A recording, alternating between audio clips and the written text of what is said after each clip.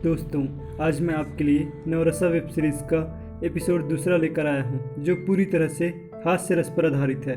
Episode के शुरू में ही हंसी से संबंधित एक कोट दिखाया जाता है। उसके बाद दिखाया जाता है कि वेलू स्वामी नाम का एक आदमी बहुत दिनों बाद अपने गांव जा रहा होता है। वेलू फिल्मों में एक बहुत बड़ा हास्य कलाकार होता है। गांव के एक स्कूल में जहां उसने पढ़ाई की थी, उसी के 100 साल पूरे होने पर उसे आमंत्रित किया गया होता है। उसके वहां पहुंचते ही उसका बहुत सम्मान किया जाता है।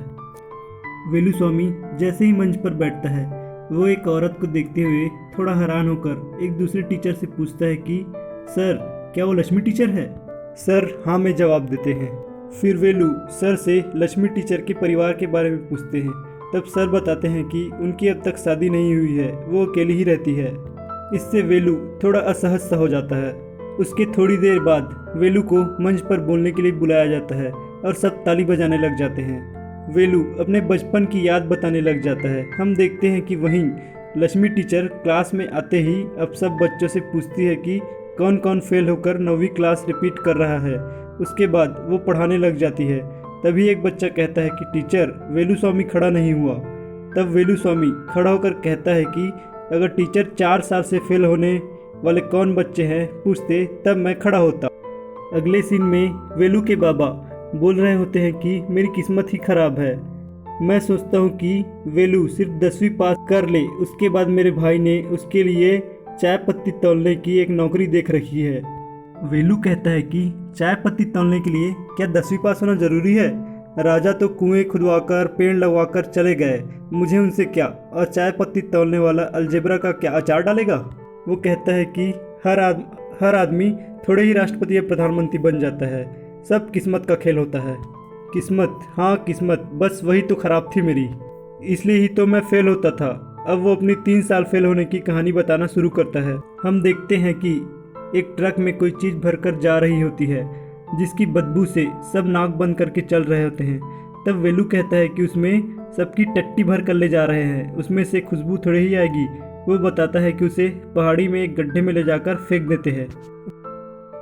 वेलू और उसके दोस्त जा ही रहे होते हैं कि उन्हें सड़क के किनारे अपने सर के घर पर आम का पेड़ दिखाई देता है। आम तोड़ने के लिए वो लोग पेड़ की तरफ पत्थर मारते हैं, लेकिन वो पत्थर जाके सीधे उनके टीचर की माँ के सर को लग जाता है, जिससे वो जोर जोर से चिल्लाने लगती है, मार डाला रे, पत्थर मार डाला, कौन है जिसने मुझे मारा?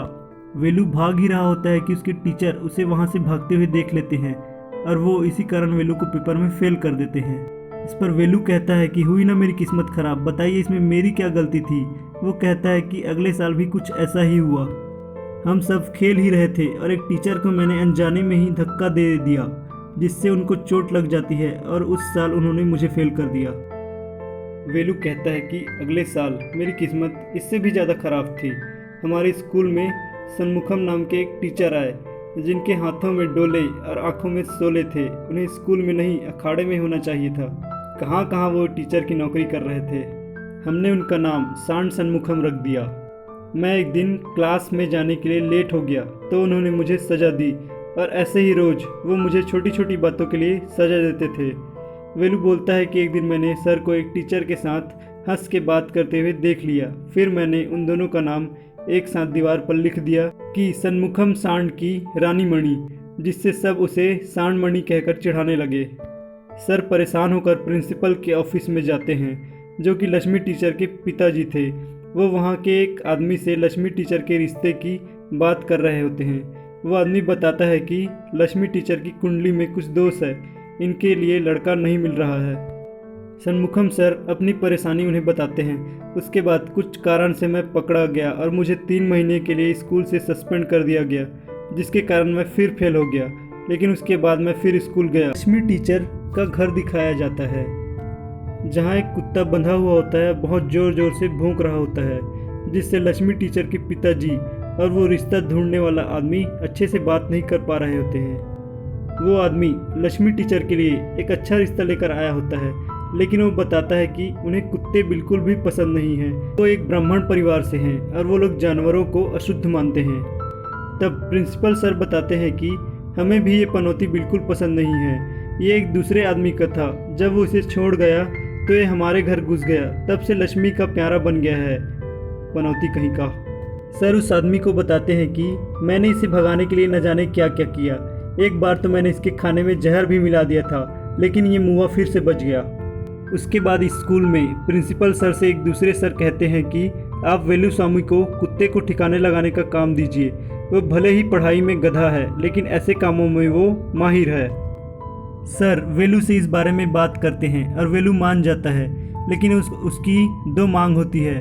पहला, उसे पास किया जाए और दूसरा 10 रुपये दिए जाए ताकि वो कुत्ते को ले जाने में मदद करने वाले दोस्तों को उन पैसों को दे सके।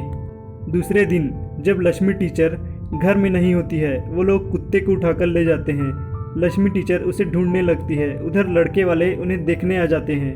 वेलू और उसके दोस्त कुत्ते को ले जा रहे होते हैं, तभी वो कुत्ता उनके हाथ से छूटकर भागने लगता है।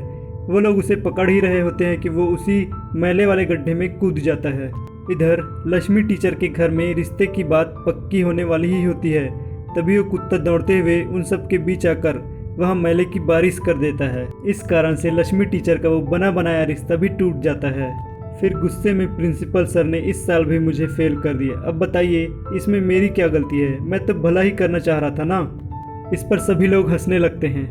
एपिसोड के एंड में वेलू लक्ष्मी टीचर से माफ़ी मांगकर उनका आशीर्वाद ले रहा होता है, तो लक्ष्मी टीचर उसके कान में कहती है कि उस दिन की बदबू इतनी तेज़ थी कि आज भी उस जगह से मैले की बदबू आती है, और एपिसोड ख़त्म हो जाता है। Thank you for watching friends.